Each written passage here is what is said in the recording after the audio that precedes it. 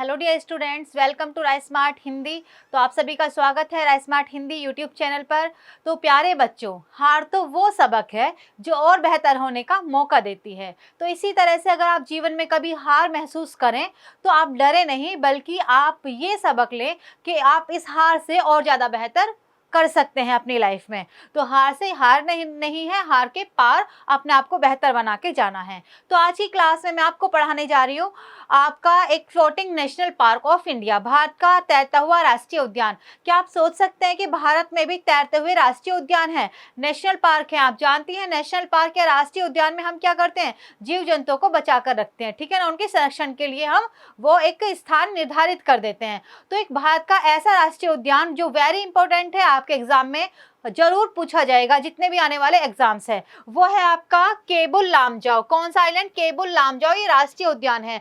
तो इसके बारे में थोड़ी सी आज हम चर्चा करेंगे, क्योंकि इससे बहुत सारे क्वेश्चंस बन सकते हैं। तो सबसे पहली बात, आप अपने माइंड में जो वर्ड है सेट कर लीजिए, हम कौन से उद्यान के बारे में या आइलैंड द्वीप के बारे में पढ़ने जा रहे हैं। तो आज का हमारा द्वीप रहने वाला है केबुल लामजाओ। मैं इसको द्वीप और राष्ट्रीय उद्यान क्यों बोल रही हूँ, क्योंकि बच्चों ये राष्ट्रीय उद्यान जो है ये फ्लोटिंग आइलैंड भी है, ये तैरता हुआ द्वीप के ऊपर एक नेशनल पार्क बना हुआ है। तो वेरी इंपॉर्टेंट है ये आपका। तो चलिए सबसे पहले हम बात करेंगे, ये हमारी एक झील है। कौन सी झील? लोकटक झील। कहाँ पर है? मणिपुर में। तो आप याद रखेंगे कि लोकटक झील जो कि मणिपुर में है, उसमें तैरते हुए द्वीप पाए जाते हैं, फ्लोटिंग आइलैंड्स पाए जाते हैं। और क्या आप जानते हैं, पूरे विश्व में और कहीं भी फ्लोटिंग आइलैंड्स तैरते हुए द्वीप बच्चों नहीं पाए जाते, केवल और केवल भारत में। कहां पर?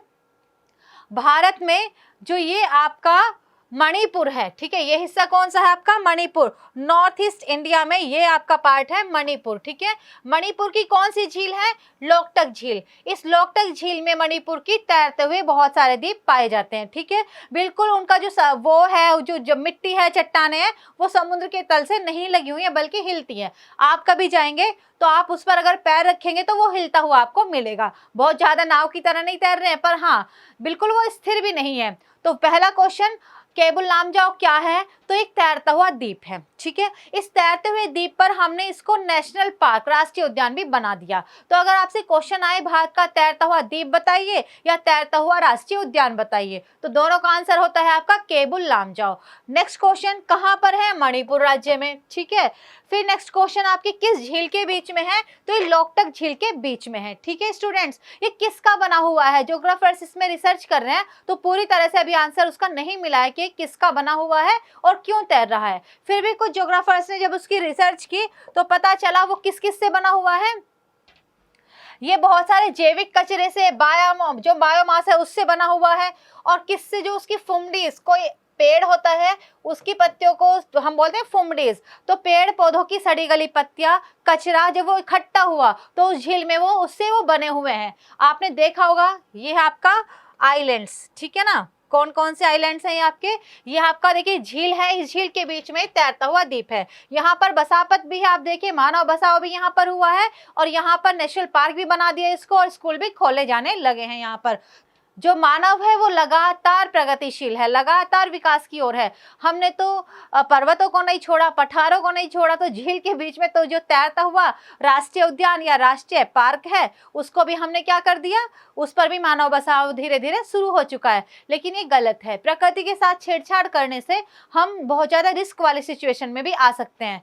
तो आप देखिए इसका जो ये आपको पता ही चल चुका है, मणिपुर स्टेट में है। इसके एरिया की बात करें तो 40 किलोमीटर क्षेत्र में फैला हुआ है, और दुनिया का केवल एक ही ऐसा पार्क है जो कि तैरता हुआ है, ठीक है। याद रखना बच्चों। तो आपने देख ही लिया है, इंटरेस्टिंग क्वेश्चन बनने वाला है कि भारत का एक ऐसा तैरता हुआ द्वीप या तैरता हुआ राष्ट्रीय उद्यान जो कि नेशनल पार्क भी है और द्वीप भी है, पूरे विश्व में ये और कहीं भी नहीं मिलता, ठीक है। अब बात करेंगे, जो द्वीप है ना बच्चों, इस पर छोटे छोटे वृक्ष भी हैं। और कैसे हैं? वेरी सिंपल, कैसे मिलेंगे? क्योंकि झील के बीच में है, तो पानी और ह्यूमिडिटी और टेम्परेचर वगैरह वहां पर सारी चीजें हैं। तो यहाँ पर इस द्वीप पर कैसे वन मिलने वाले हैं आपको? अर्ध सदाबहार वन मिलेंगे, एवरग्रीन फॉरेस्ट थोड़ा यहाँ पर मिलेंगे, क्योंकि भूमि यहाँ की आर्द्र है, ठीक है ना। और आपको पता है आर्द्र भूमि भी क्या होती है आपकी? आर्द्र भूमि भी वेरी इंपॉर्टेंट होती है बायोडाइवर्सिटी के लिए, ठीक है ना। किसके लिए इंपॉर्टेंट होती है? बायोडाइवर्सिटी के लिए इंपॉर्टेंट होती है। इसलिए इसको क्या कर लिया गया है? इसको रामसर सम्मेलन की सूची में सम्मिलित कर लिया गया है। तो कई बार आपसे ये भी क्वेश्चन पूछ सकते हैं कि भारत का ऐसा द्वीप कौन सा है जो रामसर सूची में सम्मिलित कर लिया गया है, तो वो है आपका केबुल लामजाओ।